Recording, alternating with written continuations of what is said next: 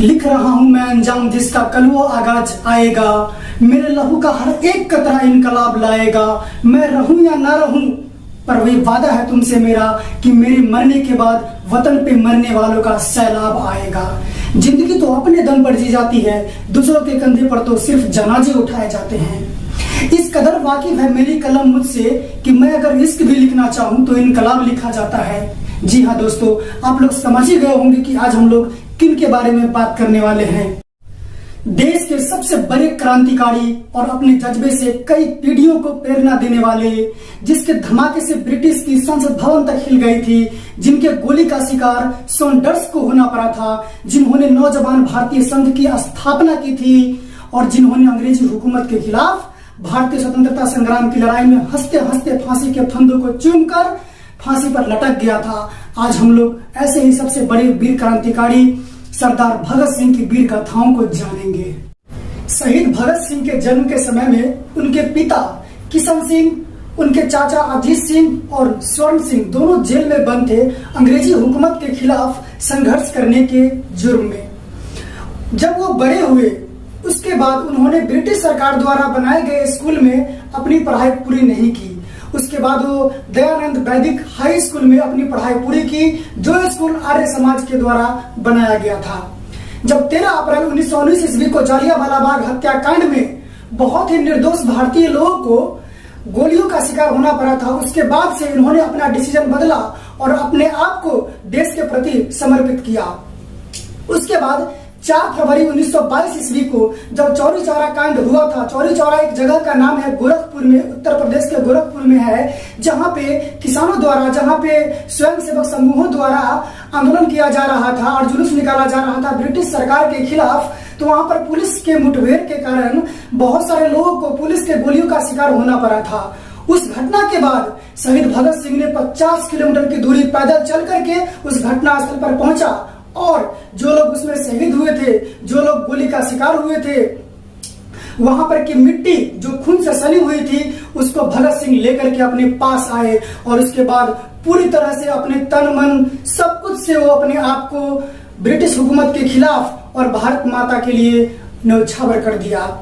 8 अप्रैल 1929 ईस्वी को भगत सिंह और बटुकेश्वर दत्त ने ब्रिटिश असेंबली में बम फेंका और ब्रिटिश की संसद भवन तक को हिला के रख दिया। बहुत सारे लोग ये प्रश्न पूछते रहते हैं, सोशल मीडिया प्लेटफॉर्म के माध्यम से मैं देखता हूँ कि बाबा भीमराव अंबेडकर उस टाइम के जाने माने वकील थे, बहुत ही पढ़े लिखे वकील थे, फिर भी भगत सिंह का केस क्यों नहीं लड़े। मैं आपको बताना चाहता हूँ कि बाबा भीमराव साहब अंबेडकर दलित समुदाय के थे और उस टाइम पे छुआछूत अपनी चरम सीमा पर थी। उस टाइम अगर दलित समुदाय का कोई व्यक्ति अगर अछूत कोई व्यक्ति को, हिंदू धर्म के किसी व्यक्ति को छू लेता था तो उस टाइम ऐसा माना जा रहा था कि उसका हिंदू धर्म नष्ट हो गया। और उस टाइम भगत सिंह का केस लाहौर में चल रहा था और बाबा भीमराव साहब अंबेडकर मुंबई में थे। भगत सिंह का केस देश के जाने माने वकील आसिफ अली साहब, परम आदरणीय आसिफ अली साहब लड़ रहे थे और ब्रिटिश सरकार के तरफ से पैरवी करने वाले वकील जो थे वो सूर्य नारायण शर्मा, जो आरएसएस के संस्थापक के दोस्त भी थे। मैं आपसे पूछना चाहता हूं कि जब उस टाइम पे इतने बड़े वकील, ब्राह्मण वकील जब अंग्रेजों की पैरवी कर रहे थे तो बाकी सारे लोग, बाकी सारे जो वकील थे वो क्या तमाशा देख रहे थे। भगत सिंह और गांधी जी दोनों का विचारधारा अलग अलग था। भगत सिंह मानते थे कि अगर भारत को स्वतंत्र बनाना है तो ईंट का जवाब पत्थर से देना पड़ेगा, लेकिन गांधी जी अहिंसा में भरोसा रखते थे। भगत सिंह का कहना था कि मेरे सीने में जो जख्म है वो सब फूलों के गुच्छे हैं, हमें पागल ही रहने दो, हम पागल ही अच्छे हैं।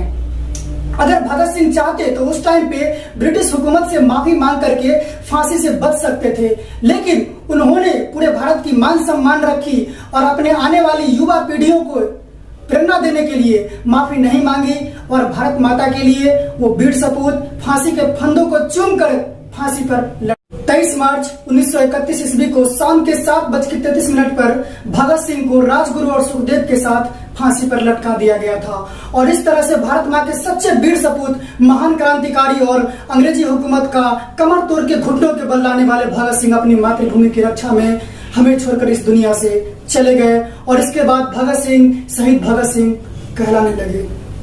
अब हम लोग महान क्रांतिकारी भगत सिंह से जुड़े कुछ प्रश्न पर विचार करते हैं जो अक्सर विभिन्न प्रतियोगी परीक्षाओं में पूछे जाते हैं। सरदार भगत सिंह का जन्म 28 सितंबर 1907 ईस्वी को बंगाल लायपुर जिला में हुआ था, जो कि अब पाकिस्तान में पड़ता है। 13 अप्रैल 1919 ईस्वी की जालियांवाला बाग हत्याकांड के बाद सरदार भगत सिंह को अंदर से झकझोर कर रख दिया था और उसके बाद उन्होंने मातृभूमि की रक्षा के लिए अपने आप को भारतीय स्वतंत्रता संग्राम में झोंक दिया।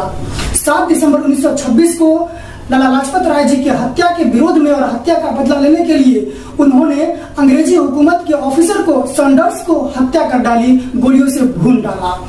9 अप्रैल 1929 ईस्वी को उन्होंने ब्रिटिश संसद भवन में बम फेंका और ट्रेड डिस्प्यूट नियम का उल्लंघन किया और उसका विरोध किया। मार्च 1926 ईस्वी में उन्होंने नौजवान भारतीय संघ की स्थापना की, जिसको आगे चलकर राष्ट्रीय युवा संगठन के नाम से जाना गया। 23 मार्च 1931 को वीर क्रांतिकारी भगत सिंह को और 2 क्रांतिकारी राजगुरु और सुखदेव के साथ फांसी पर लटका दिया गया।